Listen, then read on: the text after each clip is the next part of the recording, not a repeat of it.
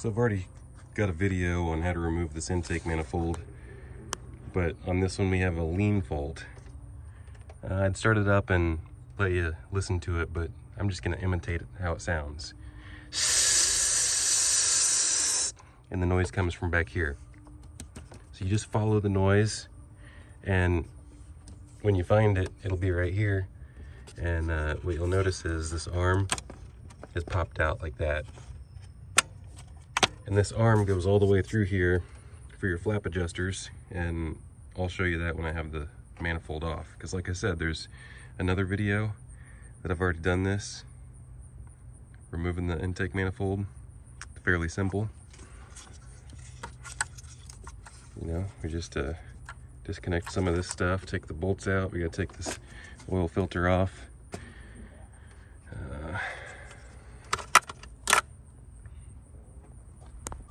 Little pro tip, I already got the new manifold on here, is go ahead and thumb this fuel pressure fitting on before you tighten these bolts here. It'll give you a lot more leeway to get that nut started. And be very careful with these things, because there's only 6 threads on these and they're going into aluminum, and it's easy to strip these intake manifold bolts out. So here I've got the broken manifold right here. This is what happened. It popped out like that. So I was going to see if this was a bolt that you could actually tighten and service, but it does not appear that that's the case. Try this. Good old file. Here we go. And just for the fun of it, I'll go ahead and take this diaphragm apart as well after I'm done looking at this. So I'm expecting to see, yep, it looks like it broke. Looks like this is supposed to be one piece, and it actually just broke right here at the end. So there's really no fixing that.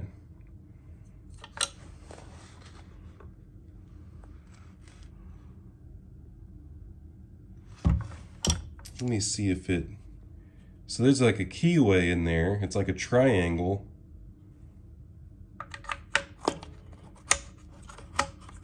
The interesting thing is it still operates the flaps. If I put it back in there and move it, but what actually keeps it in there?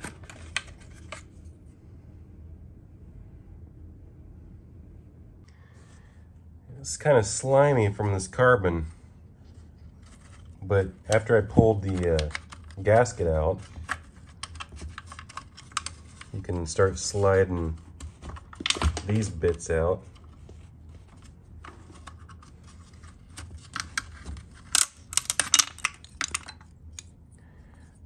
I wasn't really too worried about breaking it, to be honest.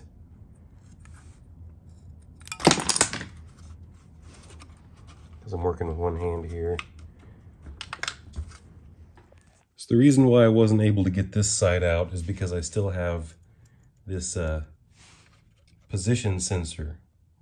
This flat position sensor all the way at the end here. So you'd have to take this out, and then that would relieve the rest of this to come out. Wasn't too worried about that part. I'm more worried about getting my hands all greasy. But it does appear that there's some type of metal rivet that came out, and it doesn't look like it's the least bit serviceable. Doesn't look like you can do anything about it. But you probably could. You probably could squirt some kind of sealant down in there. You could put some type of this. Let me get the broken part. Where'd I put it? Here it is. So when I first looked at it, I thought it might have broken right here at the end off the shaft, but no. This is a keyway and it fits right in here. But since I looked at it closer, it does look like there's some type of metal rivet that's missing off the end of that shaft. And I don't think this is a common enough issue to be worried about it, But I was trying to figure out if there's a way that you could fail-safe this, and the only thing I came up with is if you were to put some JB Weld way down in there on top of the rivet, because this is enclosed. When this is on here like this, it's not going to mess with the seal. There's a seal that goes around this shaft. So if you were to somehow get some sealant, but I don't think just some regular RTV would work, but some silicone sealant would be better than nothing. But if you were to put some kind of JB Weld or epoxy or something all the way down in that hole to make sure that that rivet piece button does not come off the end of this shaft, then you wouldn't have to replace your intake manifold. But if you did replace your intake manifold, you'd be able to clean up some of this carbon buildup, which is not the worst in this manifold. The worst is whenever it's in your cylinder head. Let's see how bad it is in there. Dig my finger in there and say, no, there's no chunks I can get out.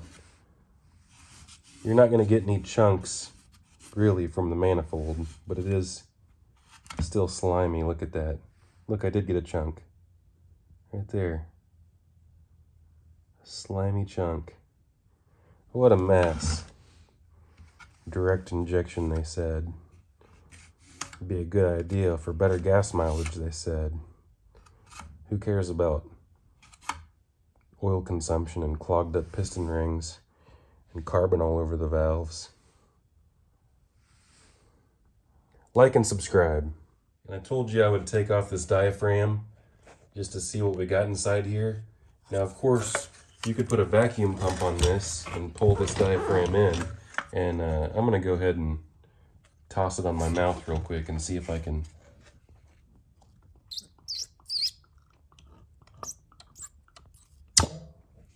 I just did that with sucking on this with my mouth. You see that? So that verified that this works. So there's also a little solenoid deal right here. That could potentially fail. The wires going to it could get like a rodent bite or something. This hose right here could get a rodent bite or a pinhole in it or such. And this diaphragm itself could fail, what I just tested with my mouth. And then this sensor right here could also fail for the throttle flap position we got right there. So I was gonna pop this thing off. I just gotta get my flathead screwdriver handy and let's see here.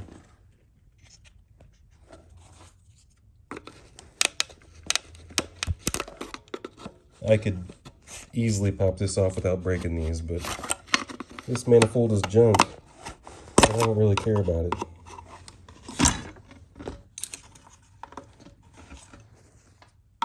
Just use a little bit more finesse than I'm using. I'm just ready to get this video over with.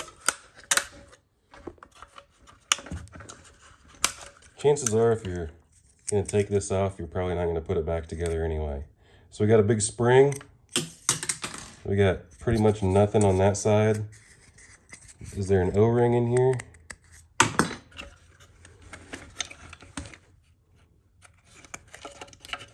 This is the sealing ring built into this. So the only thing we got here is a diaphragm, which this is a pretty stout diaphragm right there. I don't think that's really going to go bad. I've never seen them go bad anyway. So yeah, that's some pretty nice feeling rubber right there. All right, that's a video.